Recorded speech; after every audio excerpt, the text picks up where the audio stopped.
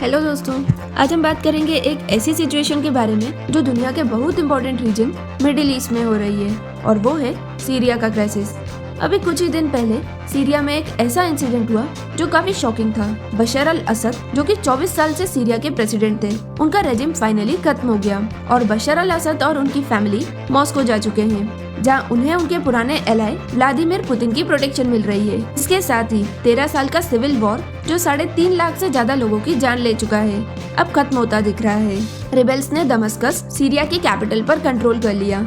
ये सिर्फ बशर अल असद के 24 साल के रूल का ही नहीं, बल्कि उनकी फैमिली के 50 साल के रेजिम का भी एंड है। और ये सब किया है एक ऐसे रिबेल ग्रुप ने जिसका नाम है हयात तहरीर अल शाम।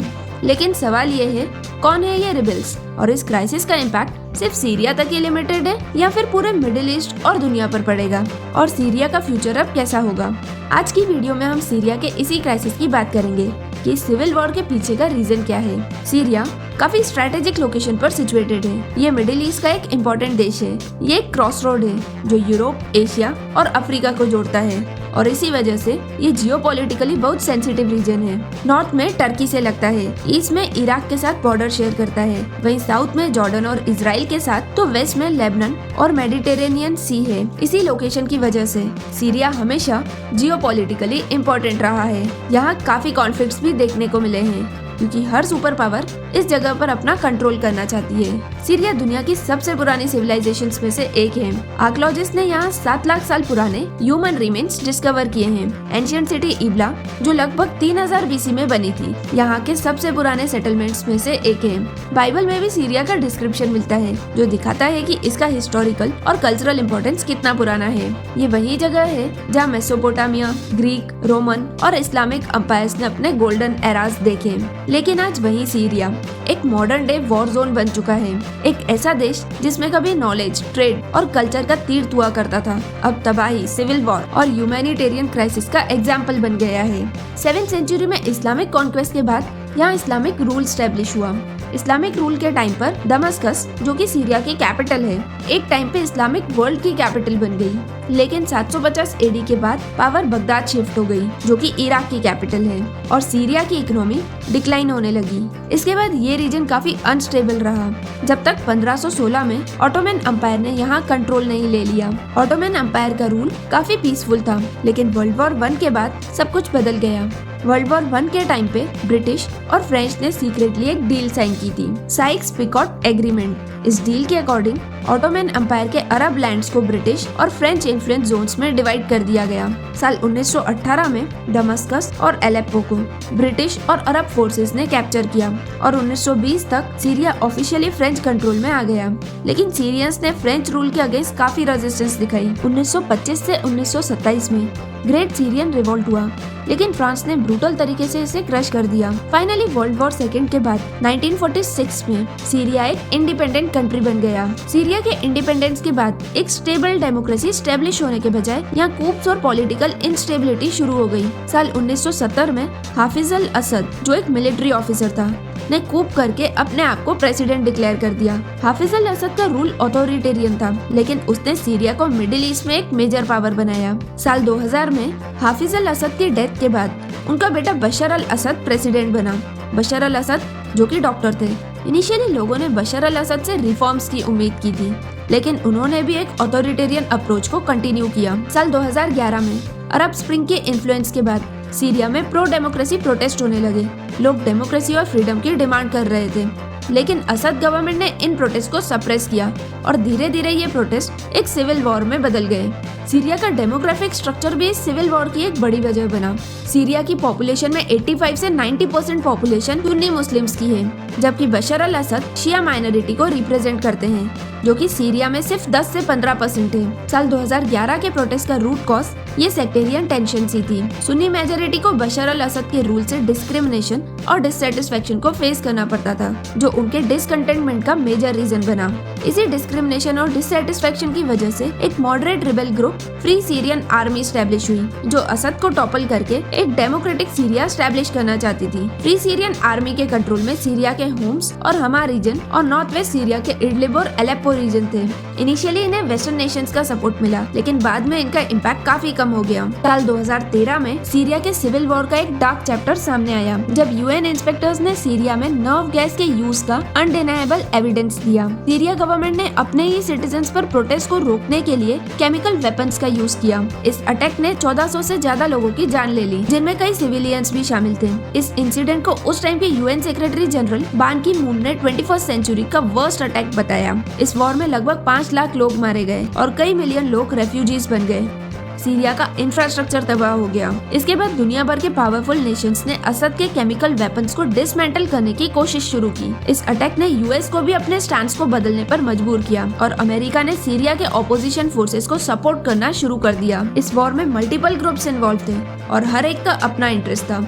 ये वॉर एक कॉम्प्लेक्स जियोपॉलिटिकल कॉन्फ्लिक्ट बन गया, जिसमें हर ग्रुप अपने अपने गोल्स और इन्फ्लुएंस को लेकर लड़ रहा था। एक तरफ जहां रशिया और ईरान बशर अल असद को सपोर्ट कर रहे थे, वहीं यूएस और टर्की सीरिया का अपोज कर रहे थे।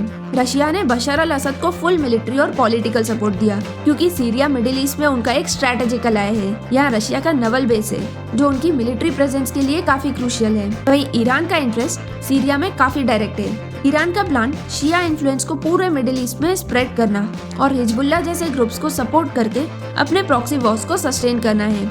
ईरान के लिए सीरिया ईरान के वेपन सप्लाई रूट का एक मेजर हब है। वहीं अमेरिका का फोकस डायरेक्ट इंटरवेंशन पर कम और प्रॉक्सी वॉर्स और अलायंसेस के थ्रू अपने इंटरेस्ट को सिक्योर करना है। इस सिविल वॉर में टर्की का कंसर्न सीरिया में कर्डिश मिलिटेंट्स को वीक करना और अपने बॉर्डर सिक्योर करना था। साल 2011 में सीरिया की सिविल वॉर के बाद बशर अल असद गवर्नमेंट काफी एरियाज में अपना कंट्रोल खो चुकी थी। इस पावर वैक्यूम का ISIS यानी Islamic state of Iraq and Syria ने फायदा उठाया और ईस्टर्न सीरिया के अनगवर्न टेरिटरीज पर कंट्रोल कर लिया। ISIS, जो पहले इराक में एक्टिव था, उसने सीरिया में अपनी प्रेजेंस स्टैब्लिश करना शुरू की, क्योंकि उन्हें वहाँ काफी स्ट्रेटेजिक और पॉलिटिकल अपॉर्चुनिटीज दिखी। ISIS का ओरिजिन अल कायदा इन इराक से हुआ था, जो हमेशा से एक जिहादी मूवमेंट रहा है। सीरिया के ईस्टर्न रीजन्स जैसे देर ए जोर और रका काफी ऑयल रिच एरियाज हैं। इन टेरिटरीज को कैप्चर करके ISIS ने अपनी फंडिंग सिक्योर की, चाहे वो ऑयल सेल के थ्रू हो या लोकल पॉपुलेशन से टैक्सेशन के थ्रू। इराक और सीरिया के बीच पोरस बॉर्डर्स होने की वजह से ISIS ने फाइटर्स, वेपन्स और सप्लाईज का मूवमेंट काफी इजीली मैनेज किया। इसका फायदा उठाकर उन्होंने इराक और सीरिया के रीजन्स को कंबाइन करके इस्लामिक कैलिफेट एस्टेब्लिश किया और 2014 में ISIS ने रका को अपनी डी फैक्टो कैपिटल डिक्लेयर किया। जब ISIS अपने पीक पर था, सीरिया के अंदर कई और ग्रुप्स भी एक्टिव होने लगे, जो बशर अल असद को टॉपल करना चाहते थे। इनमें से एक था हयात तहरीर अल शाम। ये ग्रुप पहले अल कायदा से लिंक था, लेकिन अब अपने आप को एक नेशनलिस्ट और इंडिपेंडेंट ग्रुप के रूप में प्रोजेक्ट करता है। हयात तहरीर अल शाम नॉर्थ ईस्ट सीरिया में डोमिनेट करता था और इनका प्राइमरी गोल बशर अल असद को हटाकर अपनी आइडियोलॉजी स्टैब्लिश करना था। इसके साथ ही सीरिया में एक और रिबेल ग्रुप एक्टिव था, जो कि है सीरियन डेमोक्रेटिक फोर्सेस। ये एक कर्डिश लेड मिलिटिया है, जो यूएस के साथ मिलके ISIS के अगेंस्ट लड़ रहा था। सीरियन डेमोक्रेटिक फोर्सेस का मेन इंटरेस्ट सीरिया में कर्डिश ऑटोनॉमी और कर्डिश कम्युनिटी के राइट्स को सिक्योर करना था। सीरिया में 10% पॉपुलेशन कर्डिश कम्युनिटी की है, लेकिन टर्की इन कर्डिश ग्रुप्स को टेररिस्ट मानता है। ये सब सीरिया के ऑलरेडी कॉम्प्लिकेटेड सिविल वॉर को और भी टेंगल्ड बनाता है और इसका रिजल्ट एक प्रोलॉन्ग क्राइसिस के रूप में देखने को मिला। 2014 तक ISIS ने सीरिया और इराक के बड़े एरियाज कैप्चर कर लिए थे। ये सिर्फ रीजनल नहीं बल्कि ग्लोबल थ्रेट बन गया था, क्योंकि उनके वायलेंट प्रोपेगेंडा और अटैक्स पूरे वर्ल्ड को इम्पैक्ट करने लगे थे। इसने इंटरनेशनल कम्युनिटी को एक्शन लेने पर मजबूर कर दिया। यूएस ने इराक और सीरिया में ISIS के अगेंस्ट एयर स्ट्राइक्स किए और कर्डिश फोर्सेस को सपोर्ट किया, जो ISIS के अगेंस्ट ग्राउंड पर लड़ रहे थे। रशिया और ईरान, जो कि बशर अल असद के एलाइज थे, उन्होंने सीरिया को मिलिट्री और फाइनेंशियल सपोर्ट दिया। 2015 जब रशिया ने कॉन्फ्लिक्ट में एक्टिवली एंटर किया, रशिया ने सीरिया में एयर स्ट्राइक्स किए, लेकिन उन्होंने ज्यादातर बशर अल असद के अगेंस्ट लड़ रहे रिबेल्स को टारगेट किया, ISIS को नहीं। ये एक इंटेंस बॉम्बिंग कैंपेन चलाया गया जिसमें सिविलियंस को बचाने की कोशिश नहीं की गई। हॉस्पिटल्स, एड वर्कर्स और रेस्क्यू टीम्स को भी टारगेट किया गया। दिसंबर तक रिबेल्स कोलैप्स कर गए और एलेप्पो सीरिया की गवर्नमेंट के कंट्रोल में आ गया। ISIS, जो कुछ साल पहले तक अनस्टॉपेबल लग रहा था, धीरे धीरे कोलैप्स होने लगा। इसके 3 बड़े राइवल्स थे, कर्डिश फोर्सेस और उनके अमेरिकन एलाइज, असद की Syrian forces supported by Iran और रशिया, और Turkish backed rebel groups. North में कर्डिश और टर्किश सपोर्टेड फोर्सेस ने टर्किश बॉर्डर के आसपास काफी एरियाज कैप्चर कर लिए, जो ISIS के लिए स्ट्रेटेजिकली इंपॉर्टेंट थे। US लेड एयर स्ट्राइक्स ने भी ISIS के स्ट्रॉन्ग होल्ड्स को वीक कर दिया। इडलिब के एरिया में नुसरा फ्रंट, जो अबू मोहम्मद अल जुलानी के अंडर था, ने हयात तहरीर अल शाम के साथ मिलकर ISIS के अगेंस्ट फाइट किया और टेरिटरी कैप्चर कर ली। साल 2017 में कर्डिश लेड सीरियन डेमोक्रेटिक फोर्सेस ने US एयर पावर और स्पेशल फोर्सेस की हेल्प से अल रका को ISIS के कंट्रोल से फ्री करवा दिया। ईस्ट में असद की फोर्सेस ने देर अल जोर को नवंबर 2017 में ISIS के कंट्रोल से छुड़ा लिया। साल 2017 में खान शाइकून केमिकल अटैक के बाद US ने शायरात एयरबेस पर टोमाहाक मिसाइल्स फायर किए। एक साल बाद डोमा अटैक के रिस्पॉन्स में US, UK और फ्रांस ने सीरिया की केमिकल फैसिलिटीज पर 100 से ज्यादा स्ट्राइक्स लॉन्च की। फिर इजराइल भी इस कॉन्फ्लिक्ट में एक्टिवली एंटर हुआ। साल 2018 में ईरान के गोलन हाइट्स को शेल करने के रिस्पॉन्स में इजराइल ने सीरिया में ईरानियन मिलिट्री साइट्स पर अपने हेवीएस्ट अटैक्स लॉन्च किए। इजराइल ने सीरिया में ईरान के मिलिट्री इंफ्रास्ट्रक्चर को काफी हद तक डिस्ट्रॉय कर दिया। 2018 तक रशिया के मीडिएशन से बशर अल असद की फोर्सेस ने सीरिया के काफी सारे रीजन्स को फिर से कंट्रोल कर लिया। लेकिन 2024 में कॉन्फ्लिक्ट एक नए फेज में चला गया।